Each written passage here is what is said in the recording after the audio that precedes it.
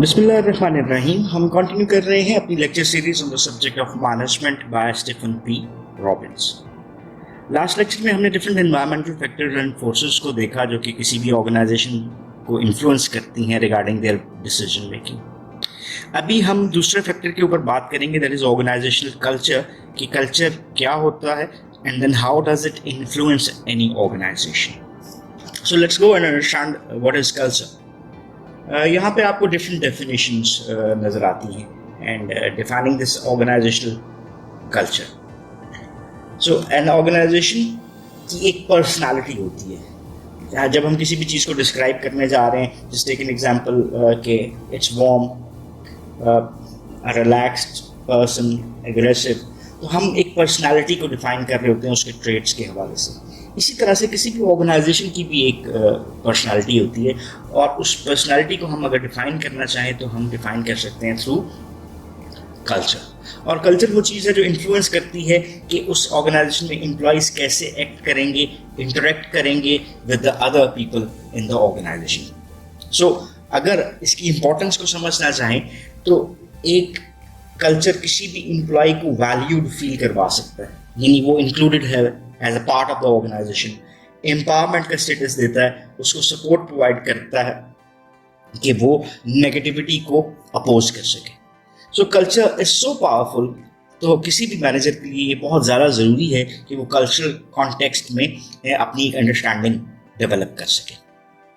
सो यहाँ पर अब कल्चर क्या है इसको देखने की कोशिश करते हैं by this one definition that is given: the shared values, principles, traditions, and ways of doing things that influence the way organizational members act and then distinguish the organization from other organizations. So यहाँ पे हमें कुछ words हैं, सबसे पहले उनको clear करना है। What is shared value? ये principles क्या होते हैं, traditions क्या हैं और ways of doing things क्या हैं। ये चार चीज़ें हैं जिसको हम first of all understand करते हैं। What are the values?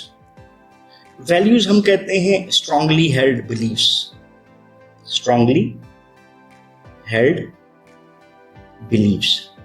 अब ये बिलीव्स का हमारा सोर्स आइदर हमारा रिलीजन होता है या हमारी सोसाइटी होती है। ये दो मेजर फैक्टर्स हैं। और अब हमारी वैल्यूज क्या हैं? अब वो वैल्यूज जो कि ऑर्गेनाइजेशन के कॉन्टेक्स्ट में शेयर की जाती हैं, वो उसको हमने क्या कह दिया, these are the shared values. Just एक एग्जांपल, ऑनेस्टी। सो पूरी ऑर्गेनाइजेशन की एक शेयर्ड वैल्यू क्या है, that we have honest people and we deal with honesty. अब प्रिंसिपल्स क्या है, इसको हम उर्दू के लफ्ज़ में अगर बोलें तो हमने कुछ अपने लिए असूल बना लिए। जैसे हम कहते हैं ना, किसी भी ऑर्गेनाइजेशन में हमने SOPs बना लिए और उसके डूज रख दिए एंड डोंट्स रख दिए। तो ये क्या है, ये ऑर्गेनाइजेशनल प्रिंसिपल्स हैं जो कि एक इंडिविजुअल ने, दूसरे ने और पूरी ऑर्गेनाइजेशनल मेंबर्स ने फॉलो करने हैं। फिर तीसरा वर्ड आता है ट्रेडिशन का, कि हमारी रिवायत क्या है। सो ऑर्गेनाइजेशन किस तरह से सेलिब्रेट करती है, लाइक जस्ट एक example of celebrating the success, rewarding people जो कि ऑर्गेनाइजेशन के लिए अच्छा कुछ करने जा रहे हैं। ये ट्रेडिशंस जो हैं ये भी एम्प्लॉइज को एक मोटिवेशन दे रहे होते हैं, एक अंडरस्टैंडिंग देते हैं कि if they do perform better तो ओवरऑल उनकी एक्सेप्टेंस ऑर्गेनाइजेशन में कैसे होगी। और देन रिचुअल्स,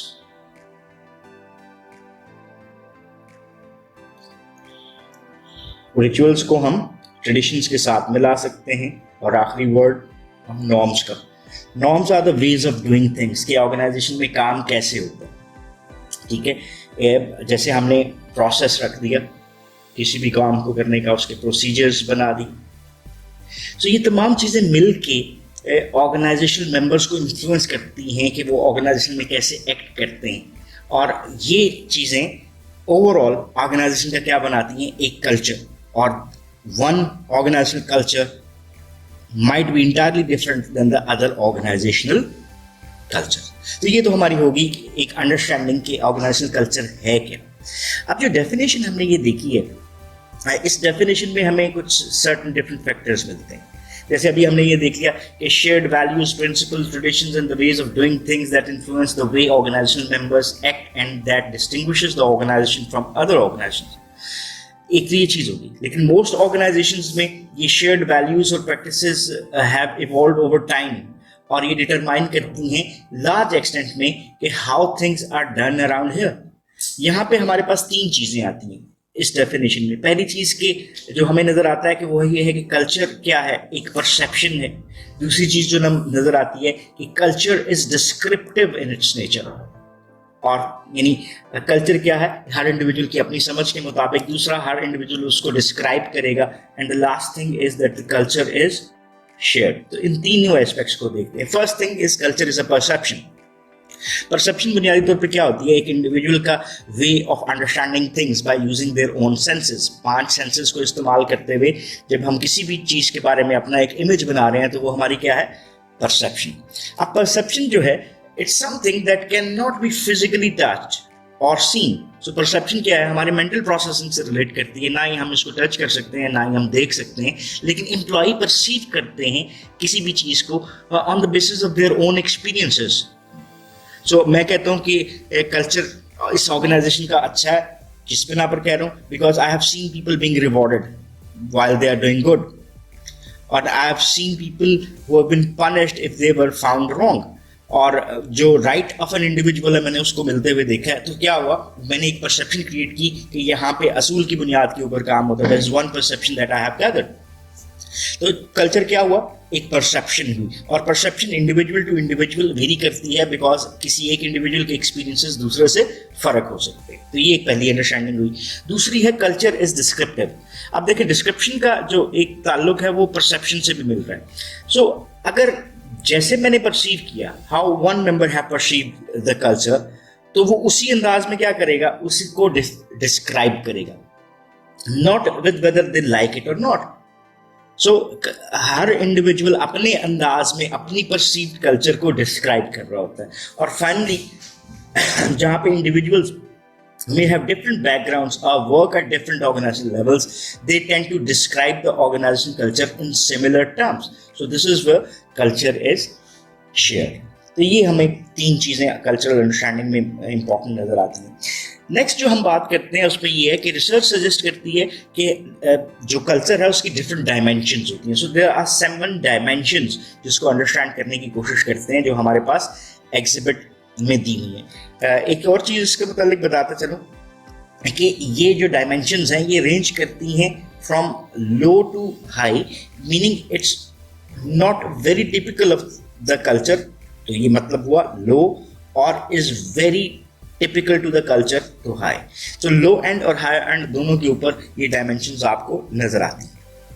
सो डिस्क्राइब जब हम करने जा रहे हैं किसी भी ऑर्गेनाइजेशन को कल्चरल कॉन्टेक्स्ट में यूजिंग दी 7 डायमेंशंस, ये हमें एक ओवरऑल पिक्चर देती है किसी भी ऑर्गेनाइजेशन के कल्चर की।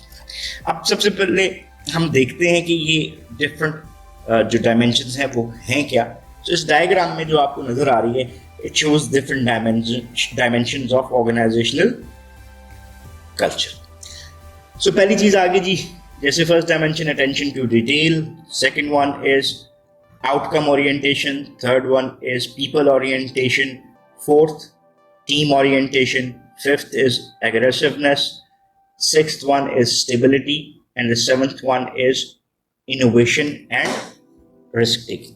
अब इसको अंडरस्टैंड करते हैं कि ये 7 डिफरेंट डायमेंशंस हैं क्या। Attention to detail, as the word shows that each bit of work is managed.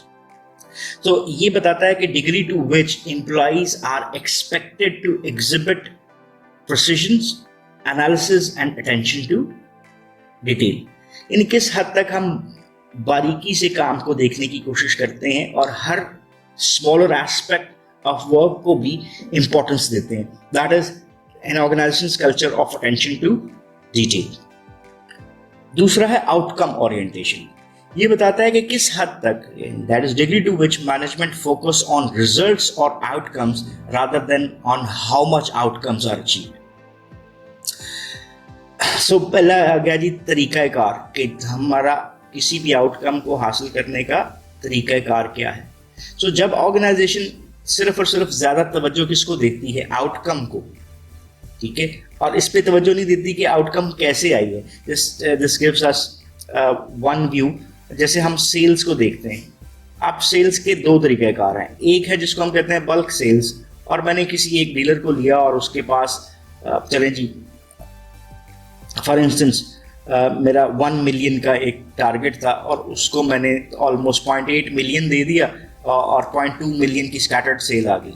सो हमारी क्या आउटकम, और this person might be rewarded on the basis of outcome, लेकिन ये सेल परमानेंट नहीं। एक और बंदा जो सेल्स में काम कर रहा था वो स्कैटर्ड सेल लेता है, जैसे ये मैं लाइनें लगा रहा हूँ, तो ये उसके डिफरेंट कस्टमर्स हैं जो थोड़ी सेल देते हैं और वो 0.8 मिलियन की सेल कर लेता है, 20% डेफिसिट में रहता है। अब अगर देखा जाए तो how this outcome is created, तो ये आउटकम जो 0.8 मिलियन की है that is far better than the one created of 1 million. लेकिन ऑर्गेनाइजेशन ने तवज्जो किसके ऊपर दी, आउटकम ओरिएंटेशन के ऊपर, और the way this outcome is created is been neglected. So it depends upon, so अब देखें attention to detail either high भी हो सकती है, लो भी हो सकती है। आउटकम ओरिएंटेशन आइदर हाई भी हो सकती है और लो भी हो सकती है। This depends upon the organization कि वो उसको किस अंदाज में लेकर चल रहे हैं। थर्ड एस्पेक्ट है हमारा पीपल ओरिएंटेशन। ये क्या हम अपने काम में, एक्टिविटीज में कंसिडर करते हैं, इंपॉर्टेंस देते हैं एम्प्लॉइज को, यानी लोगों को। So degree to which management decisions take into account the effects on people in the organization. So यहाँ पे people preferences जहाँ पर ज़्यादा दी जाती हैं। अपने इकोनॉमिक डिसीजंस अगर आप करने जा रहे हैं तो उसमें भी हमें ज़्यादा इंपॉर्टेंस किसको दी है, लोगों को दी है। So इसमें भी आपको हाई एंड और लो एंड दोनों चीज़ें मिल सकती हैं। देन फोर्थ करेक्टरिस्टिक है हमें टीम ओरिएंटेशन का मिलता है कि degree to which work is organised around teams rather than individuals. So वो ऑर्गेनाइजेशंस जो कि टीम्स बनाना और टीम वर्क को प्रेफर करती हैं rather than giving tasks to the individuals. So individual based work activities ज़्यादा की जाती हैं या कम की जाती हैं। सो यहाँ पर भी हाई टीम ओरिएंटेशन और लो टीम ओरिएंटेशन किसी भी ऑर्गेनाइजेशन के कल्चर को डिस्क्राइब करने में इंपॉर्टेंट एलिमेंट हो सकती है। Then it is aggressiveness, degree to which employees are aggressive and competitive rather than cooperative. Organization किस तरह से अपनी मार्केट को लेती है और compete करना चाहती है। So if there is high competitiveness तो रिजल्ट्स डिफर करते हैं, और इफ देयर इज कोऑपरेटिवनेस तो रिजल्ट्स डिफर करते हैं। एंड अगेन ऑर्गेनाइजेशन को हम डिफरेंशिएट कर सकते हैं high aggressiveness and low aggressiveness के बीच में। जो सिक्स्थ पॉइंट हमारा बनता है that is the stability. So degree to which organizational decisions and actions emphasize maintaining the status quo, कि ऑर्गेनाइजेशन जो है वो स्टेबिलिटी को कितना, जैसे फॉर इंस्टेंस ये ग्रोथ है और यहाँ पर जब हम पहुँचते हैं और हम इसको बरकरार रखना चाहते हैं तो this is concerned with the stability. So what is this stability, कि ऑर्गेनाइजेशन जो है स्टेटस को किस हद तक बरकरार रखना चाहती है। So high concern for stability and low concern for stability cultural context में ऑर्गेनाइजेशन को डिफाइन करती हुई नजर आती है। And then innovation and risk taking, this is the seventh जो डायमेंशन है ऑर्गेनाइजेशन कल्चर की, that is degree to which employees are encouraged to be innovative and to take risk. अब ऑर्गेनाइजेशंस हाईली इनोवेटिव भी हो सकती हैं and they have a low score in innovativeness. और दूसरा इसका फैक्टर है रिस्क टेकिंग का, कि ऑर्गेनाइजेशंस क्या अपने प्रोजेक्ट्स में, अपनी एक्टिविटीज़ में, डिसीजंस में रिस्क अवर्टर्स हैं या रिस्क टेकर्स हैं। सो हाई और लो जो है इसको डिफाइन करता हुआ भी नज़र आता है। सो यहाँ पे आपको जो एक केस सा नज़र आ रहा है उसमें ऑर्गेनाइजेशन ए डिफरेंट कल्चर को डिफाइन कर रही है और ऑर्गेनाइजेशन बी डिफरेंट कल्चर को डिफाइन कर रही है। By reading it you can have a better understanding of the organisational culture. So अपने लेक्चर को हम यहाँ तक रखते हैं और हल्का सा रिविजन भी दे देते हैं कि हमने क्या अंडरस्टैंड किया। हमने डिफाइन किया कि ऑर्गेनाइजेशनल कल्चर है क्या, और कहा कि shared values, principles, traditions and ways of doing things that influence the way organisational members act and that distinguish the organization from the other organizations. और डेफिनेशन ऑफ कल्चर में तीन चीज़ें हमने देखी जिसकी इम्प्लीकेशन नज़र आती है कि कल्चर परसेप्शन है, फिर उसकी डिस्क्रिप्टिवनेस नज़र आती है और कल्चर को शेयर किया जाता है। देन हमने कल्चर की डिफरेंट डायमेंशंस को देखने की कोशिश की और हमने देखा कि there are 7 dimensions which describes an organisational culture, जिसमें attention to detail, outcome orientation, people orientation, team orientation, aggressiveness, stability और इनोवेशन एंड रिस्क टेकिंग को हमने एज अ डायमेंशन देखा. So that's all for this lecture. If you still have any question or queries, so you can ask in the comment section and we would definitely love to answer those. So once again, thanking you for watching this lecture. Have a nice time. Allah Hafiz.